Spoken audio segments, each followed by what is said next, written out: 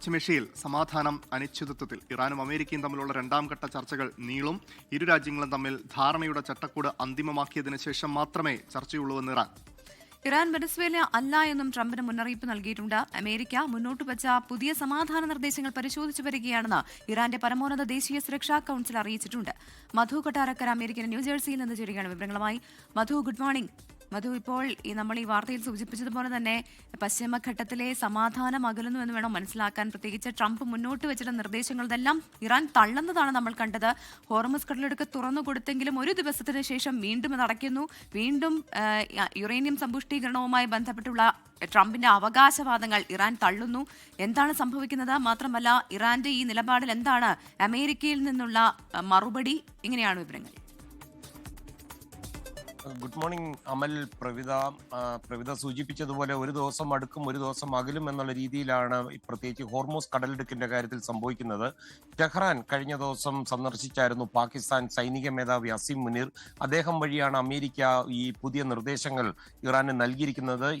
ഇത് ലഭിച്ചുവെന്ന് ഇറാൻ സ്ഥിരീകരിച്ചിട്ടുണ്ട്. എന്നാൽ ഈ നിർദ്ദേശങ്ങളുടെ ഉള്ളടക്കം ഇതുവരെയും വെളിപ്പെടുത്തിയിട്ടില്ല. അമേരിക്ക അവരുടെ അമിതമായ ആവശ്യങ്ങളിൽ നിന്ന് പിന്മാറണമെന്നാണ് ഇറാൻ ആവശ്യപ്പെടുന്നത്.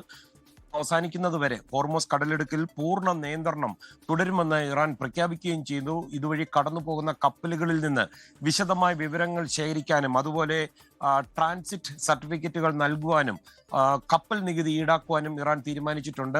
ഇത് മാത്രമല്ല, ഇന്ധന ടാങ്കറുകളിൽ നിന്ന് ബാരലിന് $1 വരെ ടോൾ ഈടാക്കുമെന്നാണ് റിപ്പോർട്ടുകൾ വരുന്നത്. അമേരിക്ക നിലവിൽ ഏർപ്പെടുത്തിയിരിക്കുന്ന നാവിക ഉപരോധം വെടിനിർത്തൽ കരാറിന്റെ ലംഘനമാണെന്നാണ് ഇറാൻ പറയുന്നത്. ഈ ഉപരോധം നീക്കാതെ കടലിടുക്ക് തുറന്നു കൊടുക്കില്ല എന്നുള്ളൊരു വാശിയിലാണ് ഇറാൻ ഇപ്പോൾ. ഇത് മാത്രമല്ല, ഈ കപ്പലുകൾ ഇറാൻ നിശ്ചയിച്ച പാതയിലൂടെ മാത്രമേ സഞ്ചരിക്കാവൂ എന്നും അല്ലാത്ത പക്ഷം അവ സൈനികമായി ഉള്ള ഒരു നീക്കമായിട്ട് കണക്കാക്കി അവയെ നേരിടുമെന്ന് ഇറാന്റെ സുരക്ഷാ കൗൺസിൽ മുന്നറിയിപ്പ് നൽകിയിട്ടുണ്ട്. യുദ്ധം അതുപോലെ വീണ്ടും തുടങ്ങിയാൽ മെയ് മാസത്തിൽ വലിയ രീതിയിൽ പ്രൊഡക്ഷൻ കംപ്ലീറ്റ് ആകുന്ന അത്യാധുനിക മിസൈലുകൾ ഒരുപക്ഷെ ഉപയോഗിക്കുമെന്ന് അവരുടെ മുതിർന്ന ഒരു സൈനിക ഉദ്യോഗസ്ഥനായ ജനറൽ മുഹമ്മദ് നഖീബ് ഇന്ന് പ്രഖ്യാപിക്കുകയും ചെയ്തിട്ടുണ്ട്. ഇറാന്റെ സൈനിക ശേഷി പൂർണ്ണമായിട്ടും ഇതുവരെ പുറത്തെടുത്തിട്ടില്ലെന്നാണ് അദ്ദേഹം അവകാശപ്പെടുന്നത്.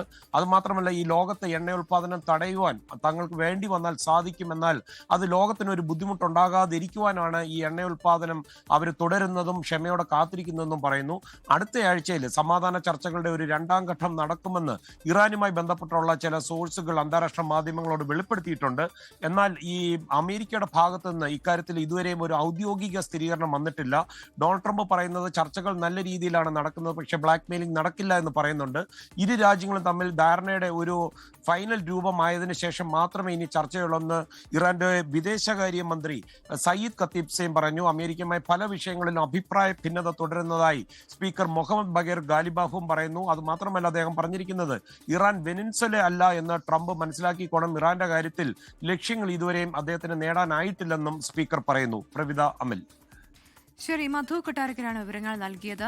ഒരു ദിവസം ട്രംപ് പറയുന്നു എല്ലാ പ്രശ്നങ്ങളും ചർച്ച ചെയ്ത് അവസാനിപ്പിച്ചിട്ടുണ്ട്, അമേരിക്കയുടെ എല്ലാ നിർദ്ദേശങ്ങളും ഇറാൻ അംഗീകരിച്ചു എന്ന്. പക്ഷെ അതിന് നേരെ വിപരീതമാണ് ഇറാൻ പ്രതികരിക്കുന്നത്. മാത്രമല്ല, ഹോർമുസ് കടലിടുക്ക് ഒരു സുപ്രഭാതത്തിൽ തുറക്കുന്നു, വീണ്ടും അത് അടയ്ക്കുന്നു. അതിൽ ഇറാൻ തന്നെ വ്യക്തമാക്കുന്നുണ്ട് ട്രംപ് ഇങ്ങനെ ആവർത്തിച്ച് നുണ പറയുകയാണെന്നൊക്കെ കഴിഞ്ഞ ദിവസം ഇറാൻ പറയുകയുണ്ടായി.